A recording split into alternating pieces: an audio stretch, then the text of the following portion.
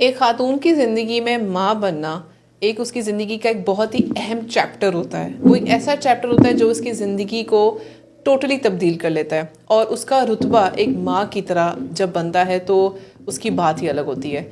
लेकिन हमल ठहरना हर दफ़ा ये पॉसिबल नहीं होता।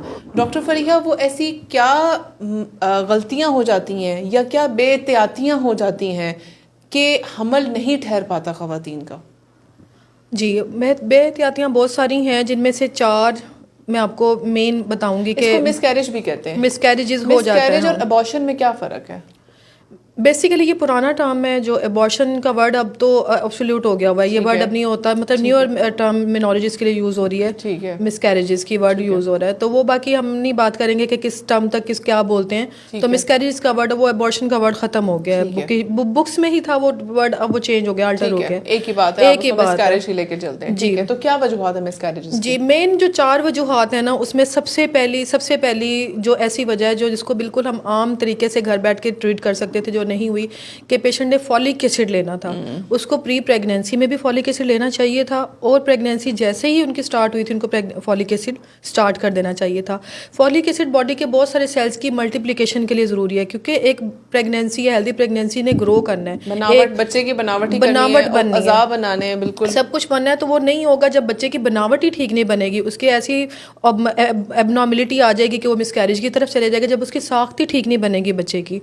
मतलब जेनेटिक लेवल पे जाके फॉलिक एसिड असर करता है। तो फॉलिक एसिड की डेफिशिएंसी एक बहुत बड़ी चीज़ है जो आपको मिसकैरेज की तरफ ले जाती है। और एक सिंपल सी एक टैबलेट आप घर बैठ के ले सकते हैं विदाउट प्रेस्क्रिप्शन भी किसी के, आप फॉलिक एसिड स्टार्ट करें। डॉक्टर इवन फरिया, क्या फोलिक एसिड सिर्फ गोली की सूरत में मिलती है, क्या खुराक की सूरत में भी मिलती बिल्कुल है? खुराक में भी लें। फॉलिक फौलाद तो ढेर सारी खुराक में मौजूद है। ठीक है। ठीक है ना, वो हमने एक दिन डिस्कस भी किया था।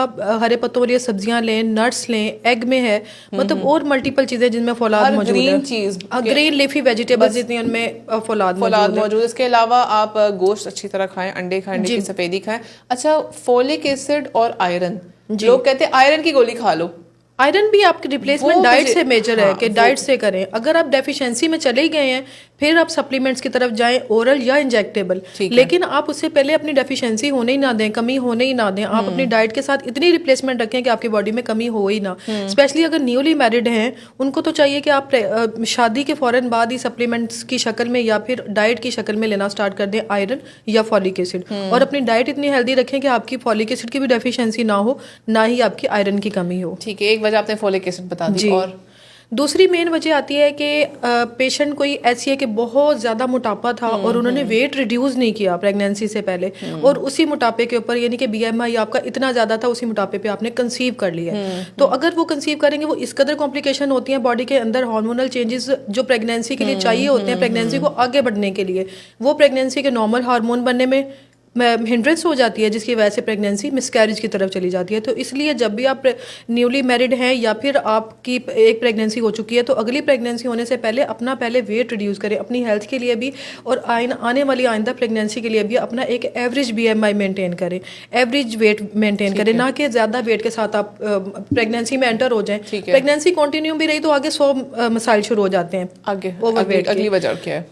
फिर इसी तरह से अगर वेट ज्यादा है तो तीसरा रीजन आ जाता है कि या तो वेट इतना कम हो गया है कि आपने पिक ही नहीं किया, वेट कम हो रहा है, एचबी ड्रॉप हो रही है। एचबी की इस कदर कमी, पहले फौलाद की कमी, फिर आपकी आयरन की कमी के साथ भी मिसकैरेज की तरफ बात चली जाती है।